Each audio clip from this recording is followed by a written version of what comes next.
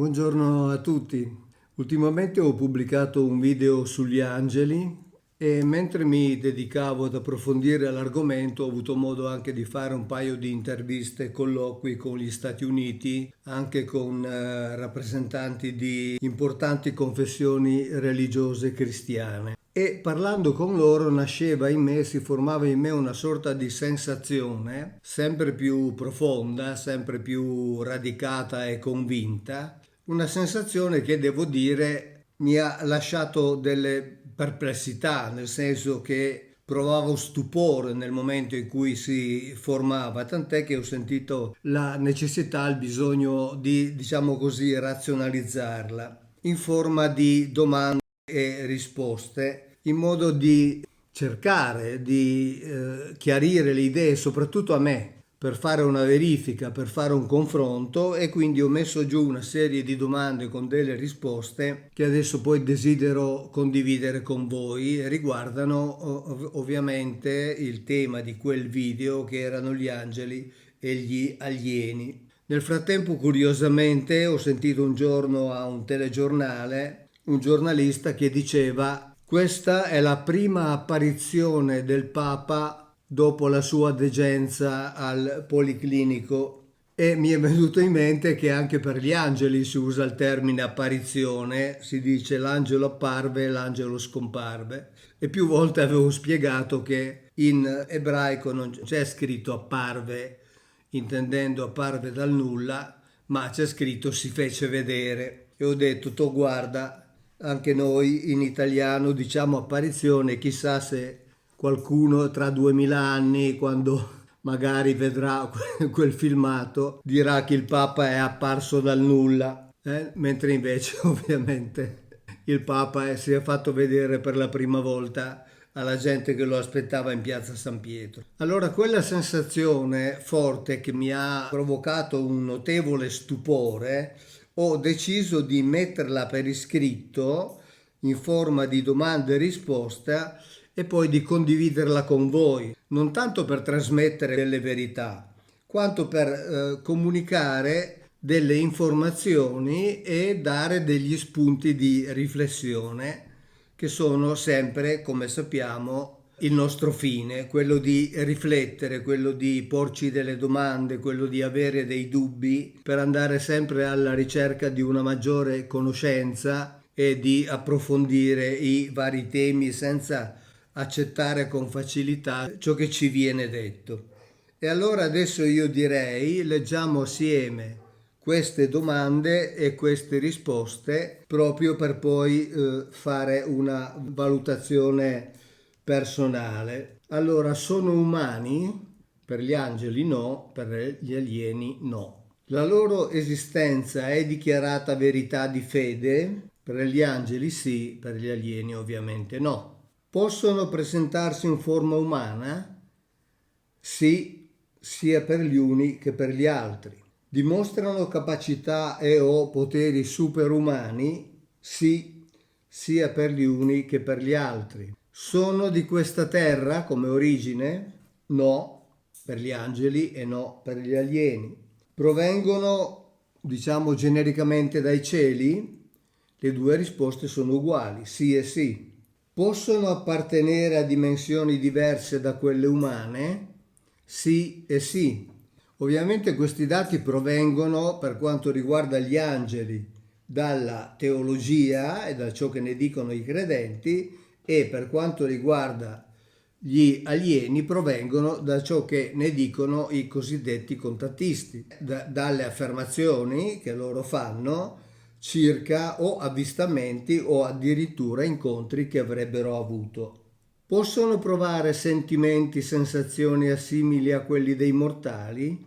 Sì, sì. Possono essere costituiti corporalmente da una sostanza materiale diversa dalla nostra? Sì, sia per gli uni che per gli altri. Sono dotati di intelligenza e volontà proprie? Sì, sì. Risultano essere esistenti dall'eternità? No, no, né per gli angeli né per gli alieni. Sono dichiarati tutti immortali? Gli angeli sì, gli alieni no. Possono trasmettere serenità o incutere terrore? Sì, sì, sia per gli uni che per gli altri. Possono comunicare con gli uomini? Sì, sia gli angeli che gli alieni. Possono avere rapporti sessuali con le donne? Sì, sia gli angeli che gli alieni, così ci raccontano quelli che dicono di averli visti. Sono spesso portatori di messaggi agli uomini? Sì, sì. Tra l'altro la parola angelos significa appunto messaggero in greco, lo sappiamo. Si presentano talvolta con nomi propri personali? Sì, sì. Sono visti talvolta come membri di eserciti? Sì, sì. Risultano talvolta agire in qualità di inviati mandati da un essere superiore per conto del quale operano? Sì, sia per gli angeli che per gli alieni. I singoli individui risultano avere anche compiti diversi l'uno dall'altro? Sì, sì. Possono viaggiare nei cieli?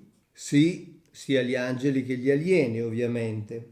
Ci sono persone che sostengono di averli incontrati e li hanno anche descritti? Sì, sì. Tutti coloro che ne hanno incontrato uno o di più sostengono di aver incontrato il loro custode personale? No, no. Ripeto, tutti coloro che dicono di averli incontrati. L'idea del custode personale è una verità di fede? Sì, per gli angeli, no, ovviamente per gli alieni. Ci sono persone che dicono di avere interagito con loro? Sì, sì. Possono accompagnare gli uomini in viaggi celesti? Sì, sì. Ci sono persone che dicono, testimoniano di aver viaggiato con loro nei cieli? Sì, sia per gli angeli che per gli alieni. Si presentano talvolta in concomitanza con macchine volanti? Sì, sì. Ricordo che sono queste testimonianze prese da chi le ha raccontate o da chi le ha scritte, ad esempio nei libri sacri. Si presentano talvolta come latori o esecutori di ordini superiori? Sì, sì. Possono subire ingiurie anche fisiche da parte degli uomini? Sì, sì. Fanno talvolta uso di strumenti che paiono essere tecnologicamente avanzati? Sì, sia gli angeli che gli alieni. C'è qualcuno che sostiene di essere stato guarito da loro? Sì, sì. L'uomo può chiedere il loro intervento? Sì, sì, così almeno dicono coloro che lo hanno fatto. Possono interferire autonomamente nelle scelte dell'umanità? No, no. Pare che ci siano delle regole per le quali non possono interferire autonomamente, ma soltanto a seguito di richieste. La loro esistenza è stata sempre universalmente accettata? No, no. Ci sono singoli ufficiali rappresentanti di confessioni religiose universalmente riconosciute che credono nella loro esistenza? Sì, sì. Ci sono gruppi di confessioni religiose universalmente riconosciute che credono nella loro esistenza a partire anche da testi sacri di qualunque genere, delle varie confessioni religiose? Sì, sì. Ecco, queste sono le domande che mi sono venute in mente mentre riflettevo su ciò che avevo ovviamente letto e su ciò che ho sentito o che mi è stato chiesto durante queste interviste e che poi mi è stato confermato o smentito da parte di chi mi intervistava. E quindi questo risultato mi ha lasciato veramente molto perplesso perché, o direi positivamente anche perplesso e stupito, perché su 37 di queste situazioni Solo 3 hanno risposta diversa, cioè gli angeli sono assolutamente assimilabili per certi loro aspetti agli alieni, sia come vengono descritti gli uni dalla dottrina, gli altri dai contattisti, insomma da coloro che dicono di averli visti. Sono quindi dati che assolutamente vanno presi per quello che sono, ma altrettanto assolutamente fanno riflettere profondamente. Ciao, grazie e alla prossima.